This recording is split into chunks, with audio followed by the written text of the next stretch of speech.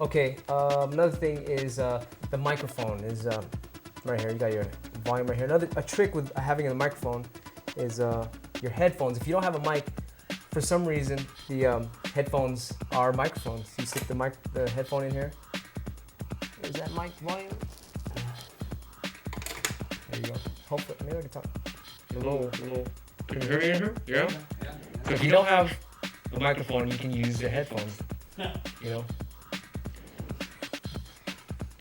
Your mom's here to pick you up. Let's play 5R7. Anybody in the audience? 5R7 XR37. Mom's here to pick you up outside in the brown station wagon.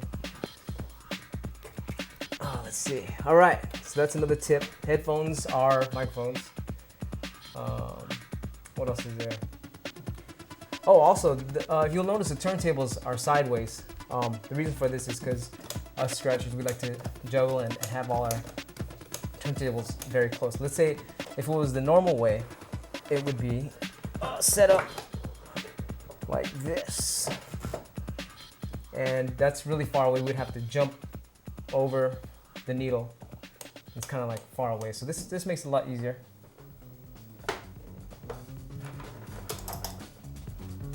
Let's go like that. And oh, this is another thing right here. You have this wire. Have this extra wire. Say if you want to play your iPod or CD, like say if you have a mix on your iPod and you want to scratch to that, you put the wire in your iPod and you put in the line switch right there. So if you got the extra music, like say if you're doing a party and they were like, hey, do you have I don't know, like a bar mitzvah song or whatever, you know, you're doing something and then it's like, well, I don't have that. And does anyone have it on their iPod here? They're like, oh, I have it. You know, then they can plug their stuff right in there. So I have that extra wire handy. That extra wire would look like this on the other side. And you got this in your line and you need to play whatever anyone else has in the house. Some DJs might come over like, yeah, I got some beats, man. Let's scratch this stuff. That is a very important wire right there. What else is there? Now, if you don't have, like say a scratch record, like Scratch Seal's Super Seal record, you're gonna have to look for records. Some record stores have a section for DJs, for scratchers or turntablists, beat records with sound effects on them. You can go online on eBay and just type in scratch record or whatever, sound effects records. I mean, if you're really creative, you can use any record and scratch any sound and make something out of that sound. And a lot of great DJs I knew back in the days, we didn't have scratch records back then, and a lot of people would just scratch whatever sounds are on the record. Like say if there's an MC talking in the beginning of his song or whatever, and you can scratch that, and anything can be an instrument on the turntables. Was the beauty of scratching on vinyl or just scratching period. It's like anything can be an instrument. You can scratch pianos, you can scratch chickens, whatever. You can scratch bass, guitar, you can scratch anything, and everything can go backwards or forwards, and that's a very unique thing about being a turntablist. So once again, let me touch on these slip mats and stuff.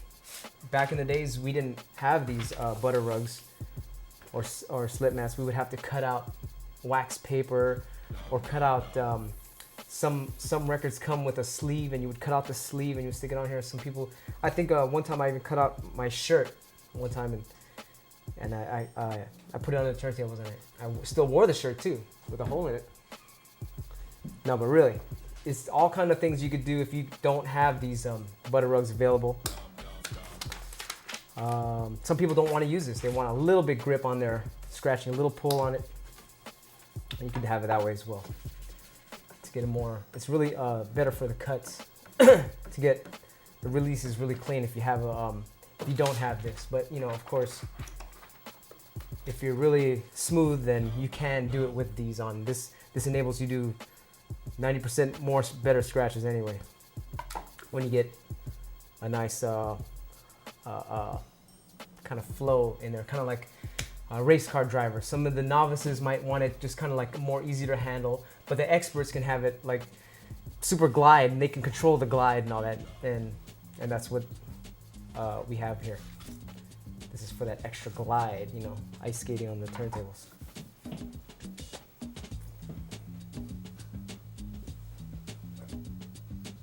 All right, these Ortofon needles are really easy to put together. Like I said, just stick that on right there, throw it in, and you're ready to go. Another option is, this is a great needle here, Shure's M44-7s. These you have to put together though. See those little wires there? You see those wires in there? You see the little wires there? They're red, green, blue, white. You stick those in there and you gotta connect all that, follow the colors, and you stick all the wires in there. And you screw the screws in here, you put it all in together. I don't know if you can see all that. It's really, sure should come out with one that's already built. See all the screws in there? You just screw all that together. See the top? We usually put it in the back. Some people want to put it in the front, but I put it in the back to make it less skippable. And that's that version. You know, there's all types of needles that you can build and stuff. But the Ortofons are really cool because it's just ready to go. Another thing is the fader. If you're scratching a lot, you might want to get this right here. This is Control Contact Cleaner Lubricant from Radio Shack, and you spray that in there. Spray it in here, and you get a Kleenex and you wipe it off. I don't have a Kleenex right now, so I'll be like a little kid. Hope my mom doesn't see me do this. Clean that up right there, and you have a really, really smooth fader. Now there's this other thing.